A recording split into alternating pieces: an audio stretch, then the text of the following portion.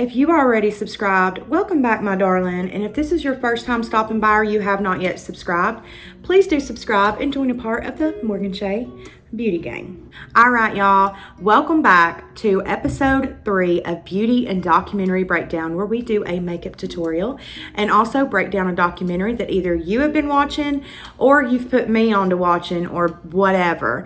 We've been watching and we've been loving. And this week's documentary was given to me by a subscriber, little darling of mine, Lindsay. So shout out to you, my dear, for recommending this documentary. And today we are going to be breaking down this makeup tutorial right here and also the Netflix documentary film Casting JonBenet, which is about none other than JonBent Ramsey.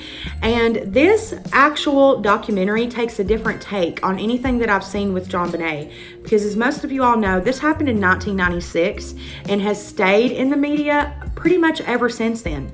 It may die down for a little while, but it comes back and comes back in the media. And I can almost guarantee that you can go to your local grocery store and find a magazine somewhere with little Miss JonBenet in it. And that's great, but it's also sad that it has been so much longer later and we still don't know any more than we did in 1996 who took the life of this beautiful, precious little 6-year-old girl. So in this documentary, like I said, they take a different spin. Most of the documentaries are based on theories because that's what they are. They are theories. This is still an unsolved murder. So most of them are based off Patsy Ramsey doing something, John Ramsey doing it, something like that. But this documentary is actually not really casting anybody, but it's people from around the Boulder area or Colorado area that are trying out for Patsy Ramsey, John Ramsey, JonBenet Ramsey, Burke Ramsey, investigators, etc., and their thoughts, what they remember about this case and different things like that. And you guys, it is super duper interesting, a totally different take, and I highly recommend. But today we're going to break it down, and I am so excited for you guys to see this because I think it is really, really good. So without further ado, let's go ahead and get into episode 3 of Beauty and Documentary Breakdown, Casting JonBenet. Warning, the following video is going to include graphic descriptions of a crime scene. It's also going to be, we are going to be discussing very dark, sensitive subjects such as molestation, child abuse, and things of that nature. So if anything like that is sensitive or a tough subject for you or is triggering at all, I completely understand. And you can definitely click off and we'll see you in the next one. And I would suggest that this video be watched only by those 18 and up. Viewer discretion is highly, highly advised. Before we actually get down and break down what the documentary is and what it's about, obviously it is about JonBenet Ramsey and the murder of her. But before we do that, just because it isn't completely detailed, we're going to do a little bit of a backstory on JonBenet Ramsey, her mother Patsy Ramsey, and her father John Ramsey. JonBenet Ramsey was born on August 6th of 1996. She was born to her father John Ramsey and her mother Patsy Ramsey. Now, originally, JonBenet would be born in Atlanta, Georgia, and later they would move to Boulder, Colorado, where JonBenet would unfortunately later pass away. John Ramsey was previously married and, of course, divorced. And when he and Patsy married, of course, they had JonBenet. But prior to having JonBenet, they also had a son named Burke. Now, a little bit about Patsy and John. John was very, very successful, very, very successful and wealthy businessman. And Patsy was a previous pageant queen, very, very beautiful. And it would be no different for little Miss JonBenet. I'll put a picture here on the screen now of little Miss JonBenet Ramsey and her prom at a pageant. And it seemed that JonBenet really did enjoy these pageants. She was certainly the belle of the ball. She stuck out And due to John's incredible income, there was no expense spared when it came to JonBenet's pageants. And it was controversial then and now how Patsy did dress JonBenet. As you can see in this photo here, JonBenet has this beautiful blonde big hair. She has beautiful full beat of makeup on, red lipstick, nails done. Absolutely full on beat of makeup. On December 25th of 1996, the Ramseys are on their way back home from a Christmas get-together, just as most of us are, on December 25th. And when they pull into the driveway, John says he immediately realizes that JonBenet has fell asleep in the car. And so he carries her up to her bedroom. Now, John does say that he can't specifically remember which, but he does know that he either took her shoes off or her jacket, and then Patsy took over from there. So she got her ready for bed and put her to bed. And according to police statements, Patsy and John, that would be the last time that either of them would see little Miss JonBenet alive. December 26th, 1996. The Ramseys wake up to the horror of JonBenet Ramsey gone. She's missing. There's a 911 call made by Patsy Ramsey saying that JonBenet is missing. Now, upon the detectives' arrival, John Ramsey finds a very lengthy ransom note, which we'll get into that a little later, but there is a ransom note found 7 hours after JonBenet Ramsey is reported missing.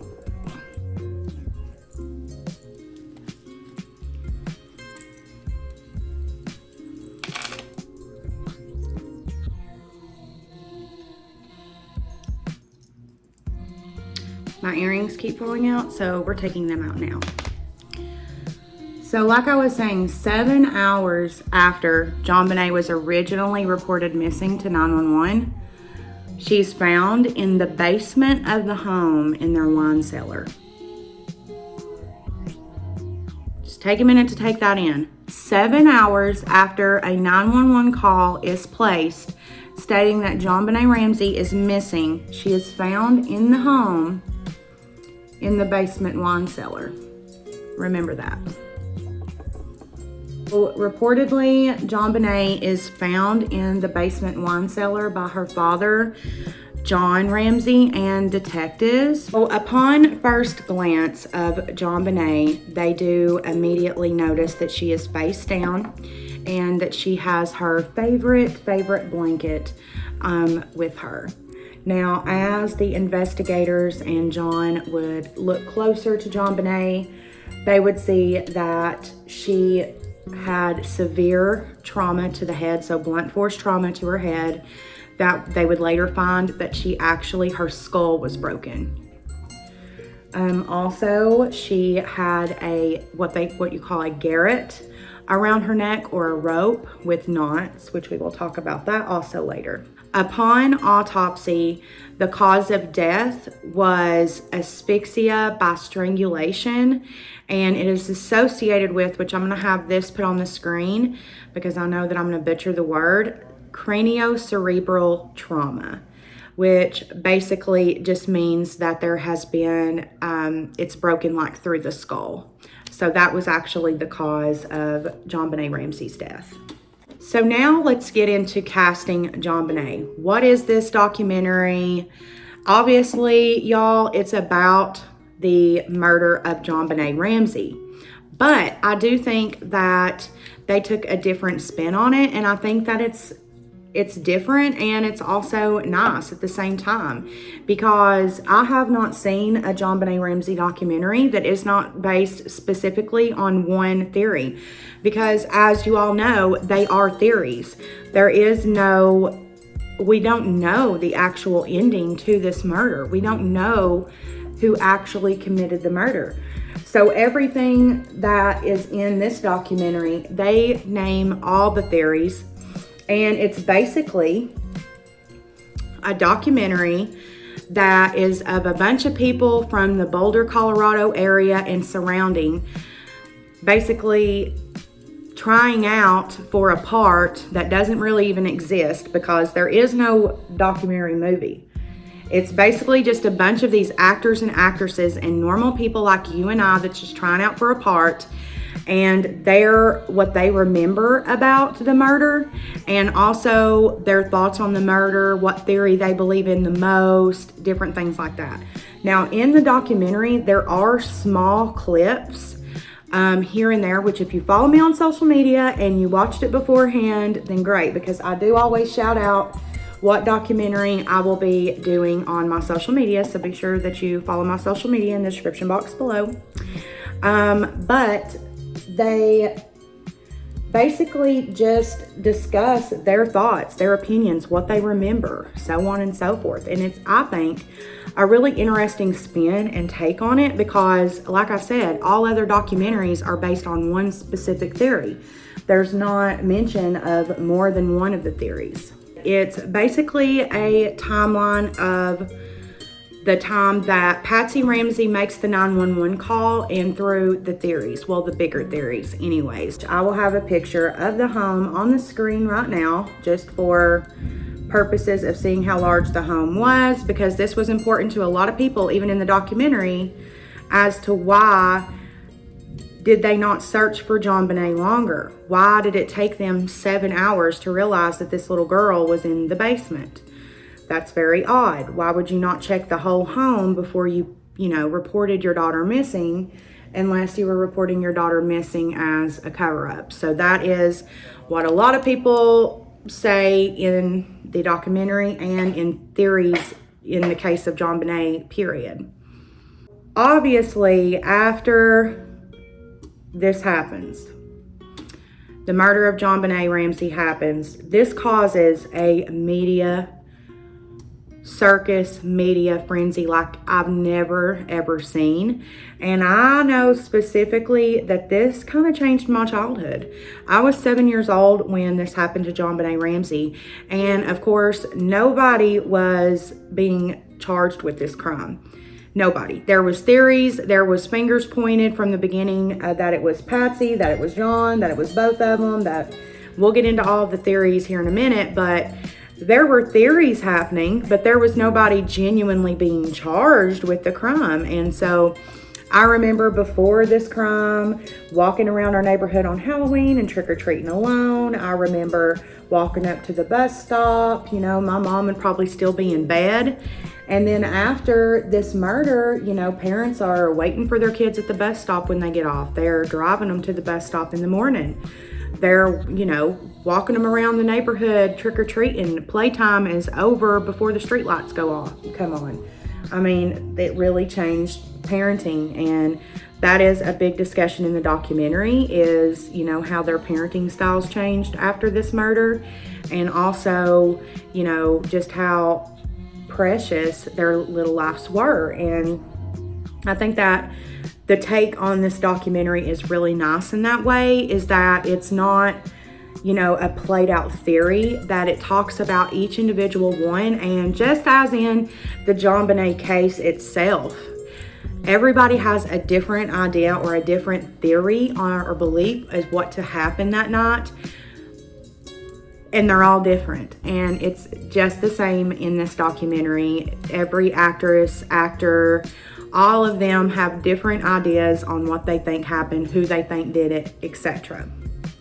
So this media frenzy, you guys, it was nuts. And I can almost guarantee that to this day, you can go to your local grocery store or newsstand and see a magazine that has JonBenet Ramsey on it, because they literally still talk about this girl's death to this day. It's still a topic of discussion, okay? And I remember being little and seeing her on the cover of magazine. Like I said, they ask these actors and actresses different things. Well, one of the parts that was really interesting to me is the part where they have these actresses read a line from the book that Patsy and John Ramsey apparently wrote together, but it sounds more like Patsy wrote it by herself. but they have them read this book, a line from this book, and it is such a narcissistic line. If I can find it online, I'll have it on the screen right now, exactly what the line says, but it's like very narcissistic. But now let's get into the ransom note, because this was a big part of discussion in the documentary and has been a big part of discussion when it comes to JonBenét Ramsey, period. So let's talk about this ransom note.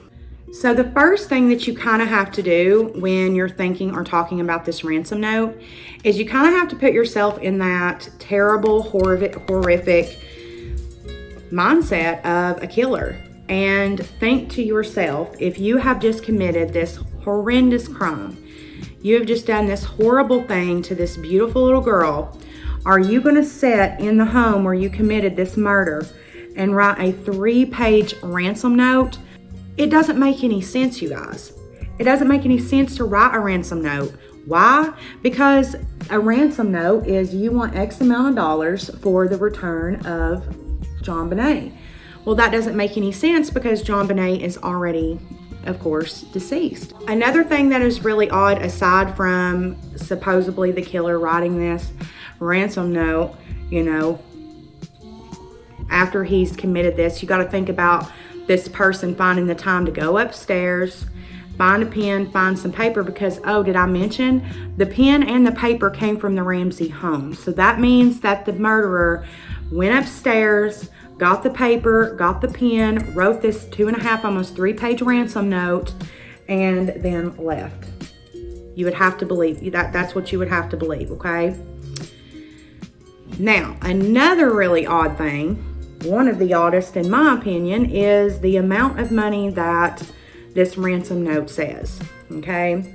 So typically, and they talk about this in the documentary, typically with the ransom note, it is like a very even, quick number. So because typically they're writing this in a hurry, they don't have a lot of time to put like a weird number. So typically it's like $100,000, $1 million, $2 million, $3 million, $400 million, something like that. But hardly do you ever, and I was trying to find online if there has ever been a ransom note in this amount, and I could not find one. $118,000. Now, what makes that even more odd, aside from them asking for a weird number like that, is that just so happened to be the same amount of John Ramsey's Christmas bonus in 1996. Huh? Weird, right? Weird. Now let's get a little bit more deeper into a little bit more weirdness with this ransom note. And now let's talk about how after forensic analysis was done on the handwriting in this ransom note, it come to fruition that this matched the handwriting of none other than Patsy Ramsey. Yep, it matched her handwriting. It matched her handwriting. Now, this is where we are going to go ahead and mention a theory that was brought in right here, which is that Patsy Ramsey, of course, was in pageants as well when she was younger, and either she was living vicariously through JonBenet, or JonBenet wasn't doing as good as Patsy would like her to, and so either she got jealous and killed JonBenet, or she, you know, didn't think JonBenet was doing good enough and killed her. So that was something that they mentioned like in this part in the documentary, so I thought I would throw it in here. This is very interesting to me, this next part, because they have, of course, different people trying out for different parts. They have people trying out for John Ramsey, Patsy Ramsey, JonBenet Ramsey. They have the investigator in the film. They're having, you know, people try out for this part. And they have 2 investigators that are actual like police officers in real life. And they're talking about the Boulder Police Department.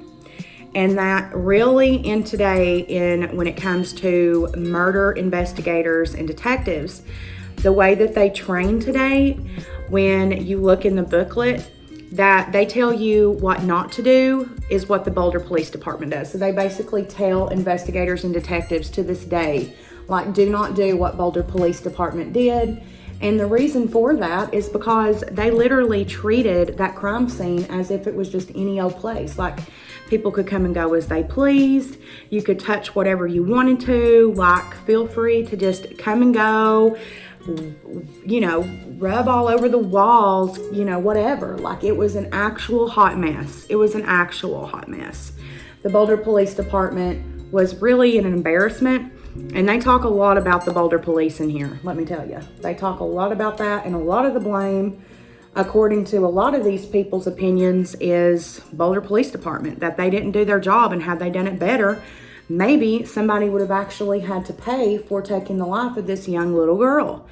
And I think that's very interesting that homicide detectives are trained to do the exact opposite of what Boulder Police Department does. But it does make sense, because this murder happened in 1996 and it's 2020, and we still do not know who killed this little girl.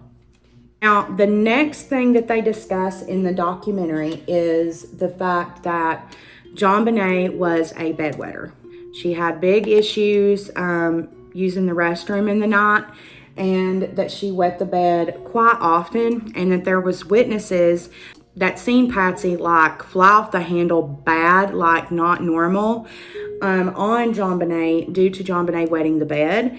And it just so happened the night that JonBenet was murdered, she wet the bed that night.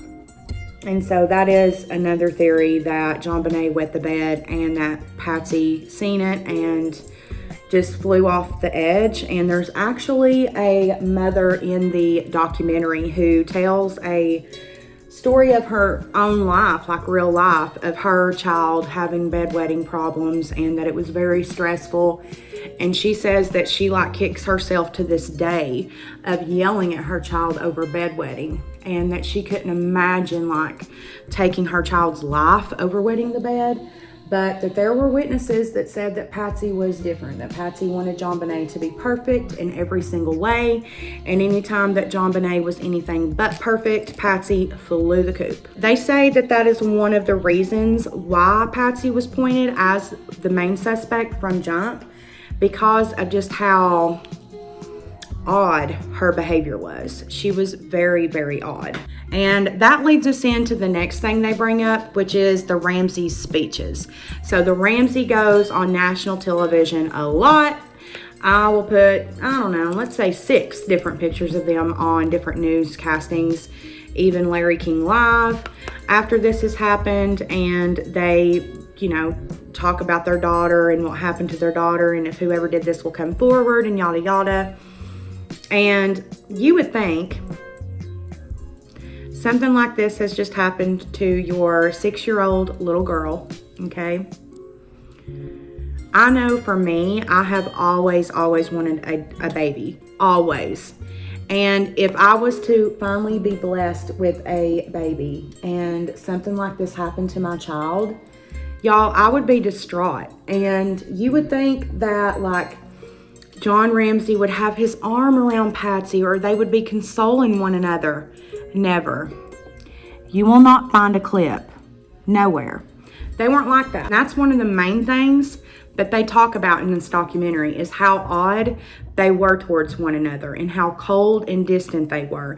And they actually sat there and like practiced like how they would sit with one another, like kind of angled from one another.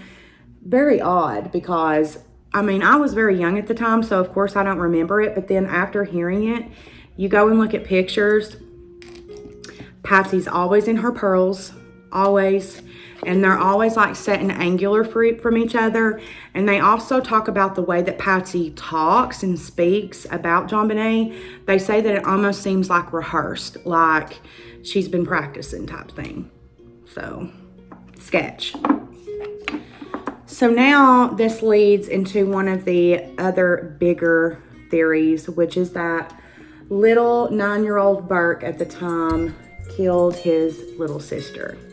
Now, the reason why this became a theory in the first place is because a month prior to JonBent Ramsey's murder, Burke actually hit JonBenet over the head with a golf club. And in the documentary, they talk to these little boys who are like trying out for the part, but like I said, there really is no part. There's no part to get. But they're talking to little boys around the same age as Burke about their relationships with their sisters. And it's very interesting to hear little 9-year-old boys talk about their sister. And like most of them are like, oh, I love my sister, you know. Oh, she's a brat, but I love her, you know. But there's one little boy who says that his sister, you know, is usually mean to him and, you know, kicks him and stuff. But here lately she's been really nice, and he's really happy about that because he hates when she's mean to him. And I was like, oh, you know, but it just shows like the mind of a little 9-year-old kid. Like, of course they're not going to have the greatest relationship with their sister. They're 9-year-old little boys who, you know, are not into the same thing that a little 6-year-old little girl is. Because he hit her over the head with the bat, people did think that possibly this happened, Burke did it, and that Patsy and John, or just Patsy, caught Burke in the act and then decided to cover up the murder for him at that point. It's also said that John probably later found out, and by the time that he found out, it was too late, and so he didn't want to lose both of his children, so he did start to cover up for his son and help Patsy cover up the murder. So that is the Burke theory, is that he hit JonBenet over the head and injured her pretty bad, almost to death, and Patsy kind of, or did help finish it off. And then by the time it was over, it was already done with, and John didn't want to lose his wife, his son, and his daughter, so he also helped them cover it up. And that leads us back to the rope. So the rope in the very beginning had very sophisticated knotting. And this was very important in the investigation because that would show that whoever did this had to be very good at tying knots. And so that is where a lot of people fell off on the whole Burke thing.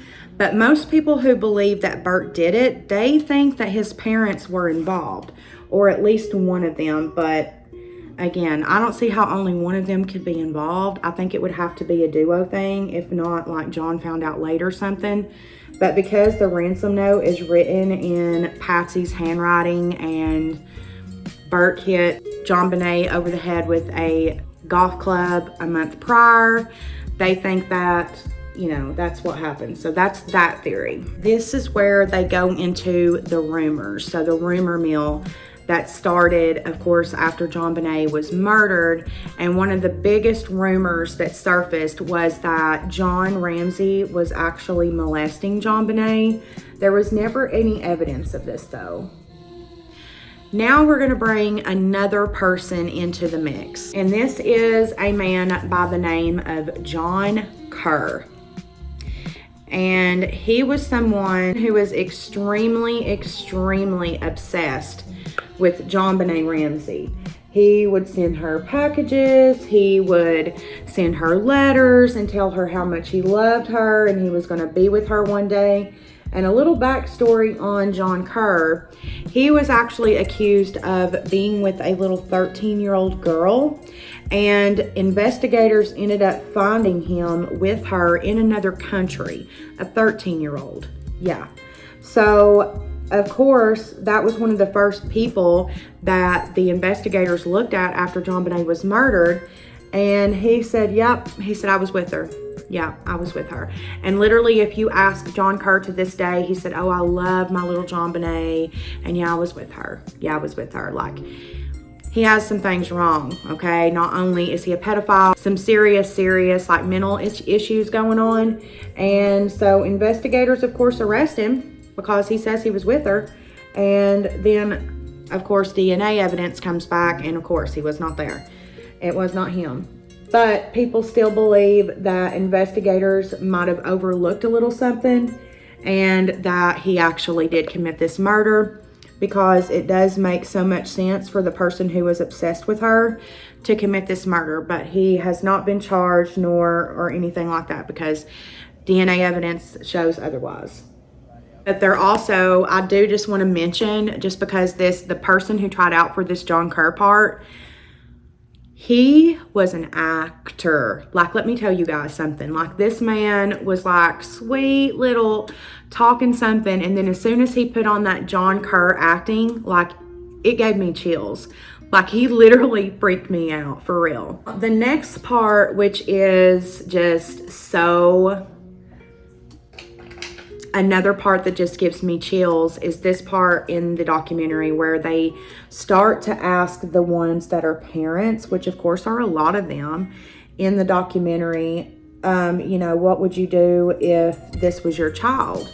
And it's very moving and just, you know, makes you think, like, even though I don't have children, I have nieces, I have nephews, and if anything, God forbid, God please, I don't even want to say it out loud, but if anything like this were to ever happen, I don't even know what I would do, like, legitimately. And there's this one man in the film who was basically there as a John Ramsey, and he was saying that, you know, it's funny.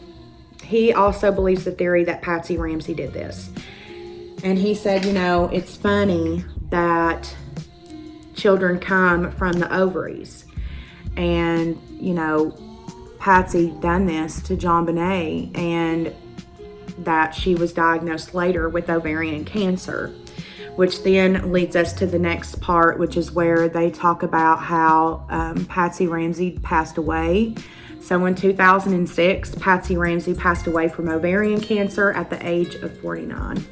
When this guy was talking, it gave me chills, and he said, I wouldn't speak on this. He said, but I was diagnosed with cancer, and he said, I feel like I can. And he said, I feel like she took this little girl's life. And he also talked about how, you know, he has had a very dark past with dealing with the fact that he never got to have children. He tried, and, you know, he got divorced, and it just never happened for him. And he said that it's been a really dark journey having to come with terms with that. And I know all about that. I know all about that. And he said the fact of someone being able to have a child and take their life is sickening. And that's something that I can relate to. Like, I just don't understand that. And I find myself asking myself that question a lot when it comes to, like, the news and stuff. When you hear of these people who, like, leave their kids in cars and just all this sick and twisted stuff, like, people like that are having kids all the time, and yet someone who would literally love their child more than anything, more than life, can't have one. And that's what he was saying, you know, that it's just really sad that she was given this beautiful little girl and took her life when she was only 6 years old. And it's also no doubt to anybody's mind in the documentary, or anybody really, period, JonBenet was a little bubbly burst of air, you guys. And there's not a doubt in anybody's mind that had this girl lived her full life, she would have been Miss USA for sure. And at the very end of the movie, you see a little girl who, a JonBenet, will say, trying out for the JonBenet part in this look right here. This is actually JonBenét Ramsey, and she's in this look right here, and she's walking in the one of the scenes that they have of JonBenet's bedroom and the Ramsey home, and she's dancing to Here She Comes, Miss America. And I just think it's just so, like, sad that this little girl got her life taken from her so young, y'all. We're basically just going to run back down the theories and what I think what theory I believe, and yeah, just go over the biggest theories in this and all of the ones that they discussed. The biggest theory in this is that the Ramseys did this together. And that is what the Boulder Police Department focused on the most, was the Ramseys. But a lot of people say that that is the reason why the real killer was never brought to justice, because the Boulder Police Department focused so much on the Ramseys that the true killer never got brought to justice. Of course, the second theory, which is all of the Patsy Ramsey theories, either it was, you know, JonBenet wet the bed and Patsy just, you know, lost it in a fit of rage, or it had to do with the pageants. Either Patsy was becoming very jealous of JonBenet or not doing as up to par as to what Patsy wanted her to do. Theory number 3, of course, has to do with little Burke Ramsey. They basically say that Burke hit JonBenét Ramsey over the head, and then like she wasn't actually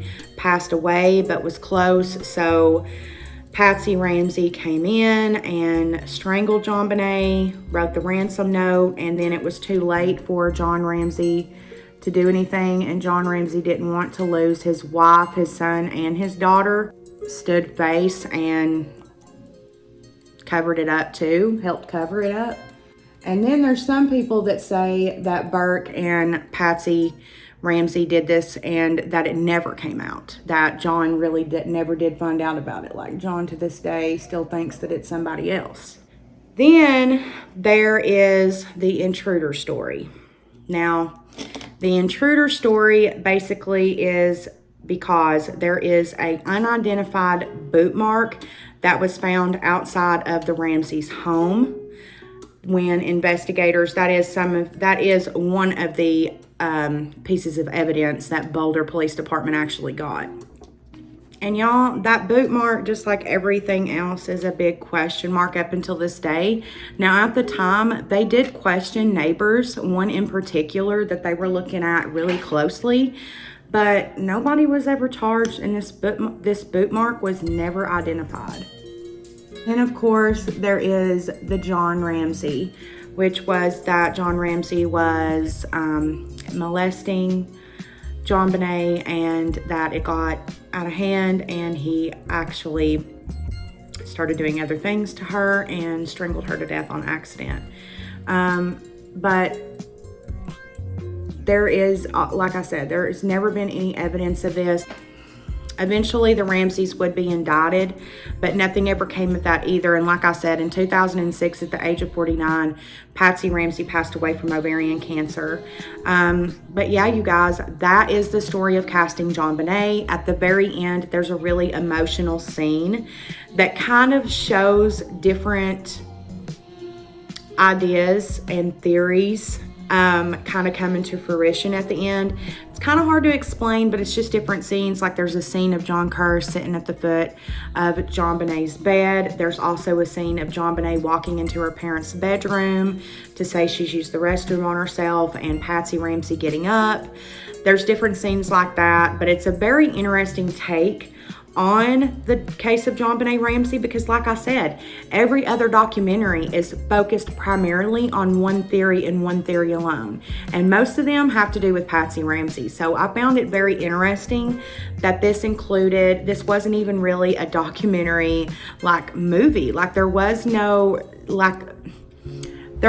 actual scenes. There were some, but they were very short. I would say no more than like 20 seconds long. It was more just about people's individual theories, their thoughts, who they thought did it, you know, what their thoughts were on everything that went down during this investigation, because it's went on for so long and there's been so much happen. But yeah, you guys, I hope you all did enjoy it.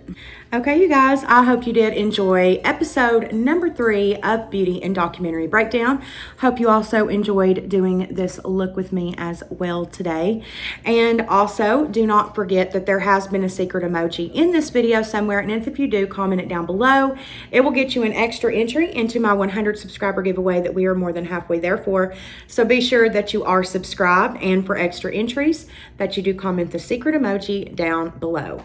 Also, if you yourself have a documentary that you would like to have me break down, please do not hesitate to follow me on my social medias down below in the description box, and let me know what documentary that you want me to do using the hashtag BADB, and I will do that documentary. And also another shout out to Lindsay for recommending this documentary. Thank you. She is a subscriber of mine. So thank you, my darling. I'll see you guys without further ado. Until the next time, I love you so much, and I'll see you in the next one.